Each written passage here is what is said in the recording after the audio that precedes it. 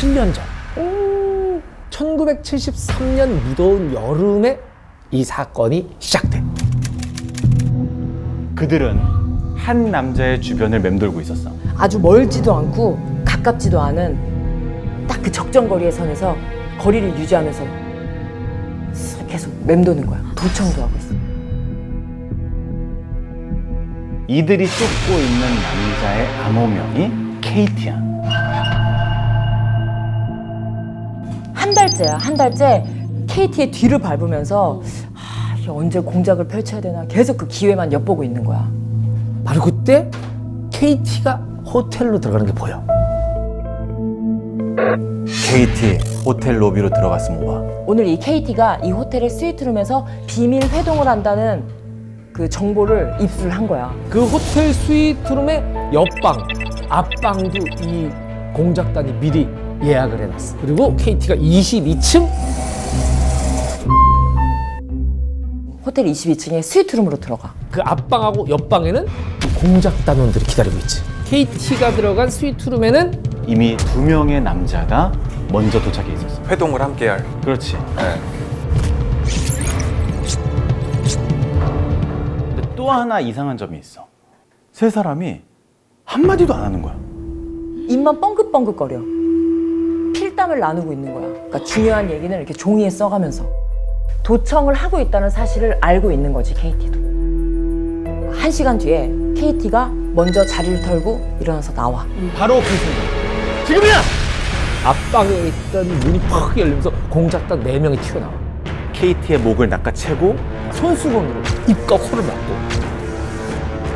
질질 끌고 가는 거야. 그리고서는 바로 옆방으로 이렇게 끌고 간 거지. 그 방이 바로 공작단의 본부였거든. 방 안에는 누가 있었느냐? 한 달 동안 KT만을 기다려온 한 남자. 이 남자는 바로 KT 공작단의 보스야. 이 남자의 지시 아래 모든 단원들이 움직였던 거지. KT는 두 손이 뒤로 꺾인 채 밧줄로 묶여 있었어. 여기서 반전이 있어. 목격자가 있었던 거야. 오. 스위트룸에 같이 있었던 일행 중 하나가 뒤따라 나왔다가 그 현장을 본 거야. 이게 무슨 짓이야? 웬 놈들이냐? 근데 공작원 하나가 그 앞을 탁 가로막으면서 아주 낮은 목소리로 점잖게 얘기해. 떠들면 한국의 수치가 됩니다. 조금만 참으시죠. 그리고는 일행을 방에 집어넣고 감금을 시켰어. 옆방에는 KT가 지금 납치돼 있는데 무슨 일이 일어났는지 알 수가 없어. 그리고 괴한들은 가만히 있으라는 거야. 5분, 10분,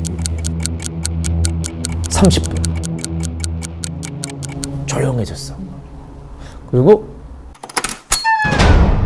문이 덜컥 열리더니 한 남자가 뛰어들어와. 저희 선생님 여기 계십니까? 바로 그 KT 옆에 있던 경호원이었어. 옆에 방이 있다고 했어요. 옆에 방에. 이상한 놈들한테 붙잡혔다. 이 얘기를 듣고 KT가 납치돼 있는 옆방으로 갔지. 당신들 뭐야? 문을 탁 열었어. 방이 텅 비어있어. 어디 간 거야? 이 경호원은 바로 경찰에 신고했어. 모시모시. 사람이 납치됐어요. 빨리요. 그때나 지금이나 변함없는 수사의 원칙이라는 게 있어요. 답은 늘 현장에 있다. 공작단의 보스. 이 사람이 누구냐? 한국의 제임스 본드, 한국의 007로 불리던 사람이야. 실미도 부대를 창설하고 지휘한 사람이 바로 이 공작단장 윤대령이야.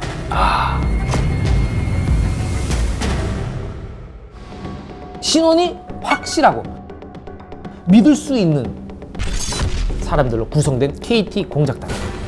9개 조로 나눠서 이들이 활동을 했어. 뭐 감시조, 납치조, 이동조, 해상 운송조 등등등. 그리고 컨트롤 타워는 누구다? 007 윤대령이었지. KT 한 명을 위해서. 그래. 납치 5시간 후 KT를 태운 차량이 오사카에 도착해.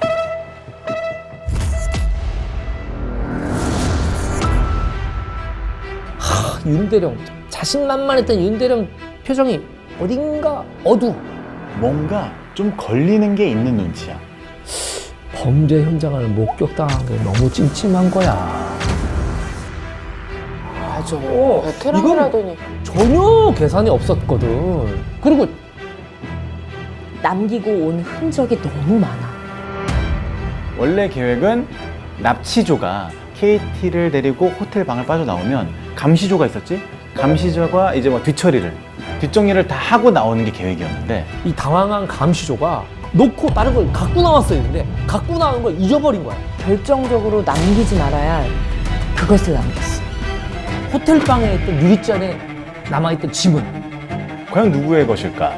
일본 경찰들이 지문 조회를 딱 해봤어. 근데 사건 현장이 어디다? 일본. 자, 일본이야. 그러면 만약에 지문이 나왔는데 그 지문의 주인공이 한국인이야. 그러면 찾을 수가 없는 거야. 그쵸. 일본이니까. 결과가 나왔어. 일본 경찰들이 깜짝 놀란 거야, 이 결과를 보고서. 지문의 주인이 예상 밖의 인물이었거든. 한국 대사관의 공무원. 그것도 1급 서기관. 아니, 한국 외교관이 이 납치 사건에 연루됐다라는 게 좀 이상하잖아. 그때 더 결정적인 증인이 나타나. 납치 당일 호텔 주차장의 주차 요원이 수상한 차 한 대를 봤다는 거야. 그 시각 도쿄에서 500m 떨어져 있는 오사카 아파트. 항구에서 멀리 떨어진 바다에 수상한 배 한 대가 떠 있어. 화물선이었지. 그 배 이름은 용금호야. 차량 한 대가 도착해. 차가 도착한 곳엔 용구모 요원들이 대기 중이에요. 잠시 후 차에서 한 남자가 내려. 007 윤대감. 화물 실을 보트 준비됐나? 네, 준비됐습니다. 화물 뭐겠어? KT지. 선원들은 KT를 이 갑판 밑에 있는 비밀 창고로 옮겨. 요원 중에 하나가 일반 선원들한테 저 거기 3명 이리 와서 테이프 좀 다시 붙입시다. 선원들이 KT 얼굴에서 다시 붙이려고 기존에 있던 것들을 이제 뜯기 시작해. 얼굴이 조금씩 보여. 양볼은 팅팅 붓고 벌써 빨개. 뜯고 있는데 뭔가 느낌이 쎄. 이 사람 마지막 테이프까지 다 뜯어내자 사람들은 뒤로 넘어가. 너무 놀래서 감히 상상조차 하지 못했거든. 모두가 단 한 번에 알아볼 수밖에 없는 사람. 너도 알고 있는 사람. 25년 후 대한민국의 대통령이 된 사람. 바로 그 암호명 KT. KT가 바로 대통령으로서의 직책을 성실히 수행할 것을 국민 앞에 엄숙히 선서합니다. KT가 바로 김대중 전 대통령이었어.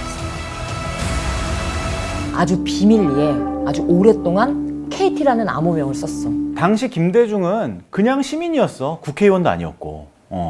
근데 왜 이렇게 집요하게 김대중 전 대통령을 감시했을까?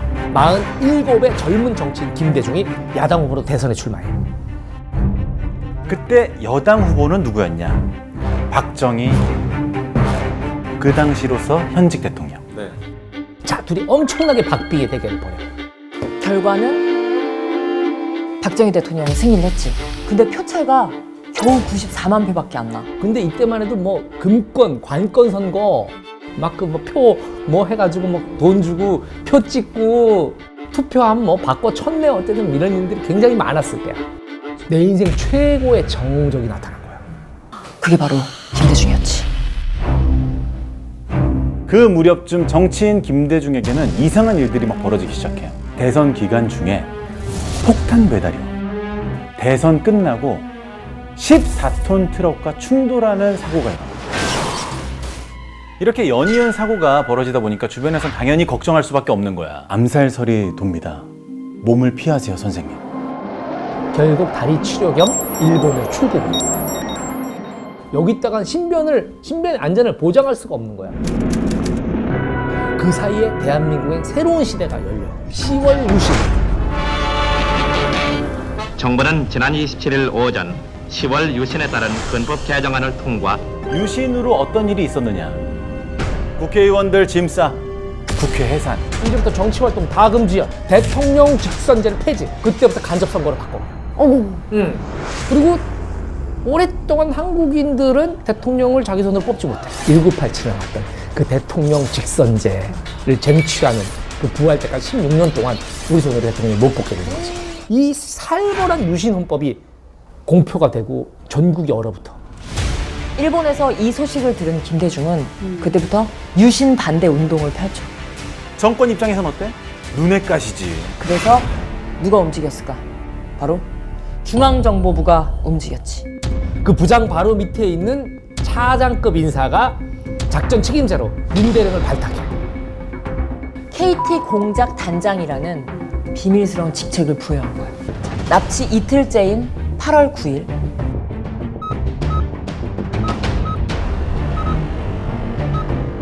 출발. 김대중을 실은 용금호가 이제 오사카를 떠났지.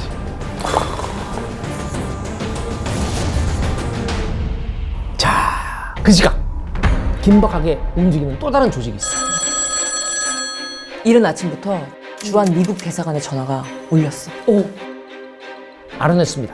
김대중은 지금 배 위에 손발이 묶인 채로 있습니다. 전화를 건 사람은 미국 CIA의 서울 지부장이었어. 미국 대사가 CIA에 김대중의 행방을 찾아달라고 요청을 한 거야. He said, Kim Dae-jung has been kidnapped from his hotel room in Tokyo.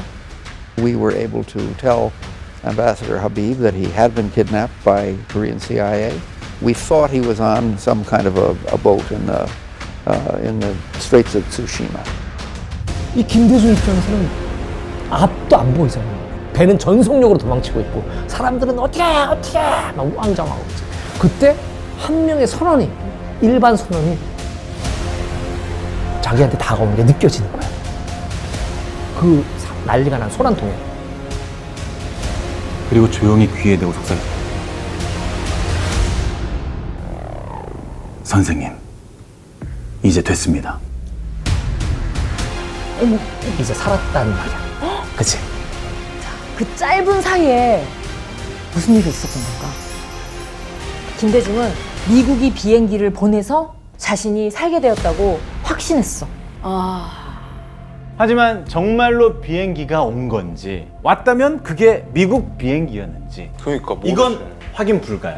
여전히 확실한 건 미국이 김대중을 살리기 위해서 노력했다는 거. 이건 확실해. 그렇게 납치 129시간 만에 마치 퇴근하는 가장처럼 자신의 집에 초인종을 눌렀지.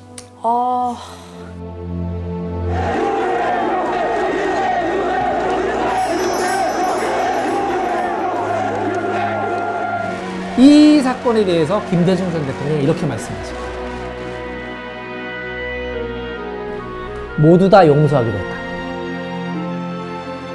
오늘을 기하여 이 사건에 관련되었던 모든 사람들을 용서할 것이며 정치 보복은 나에게서 끝나야 한다.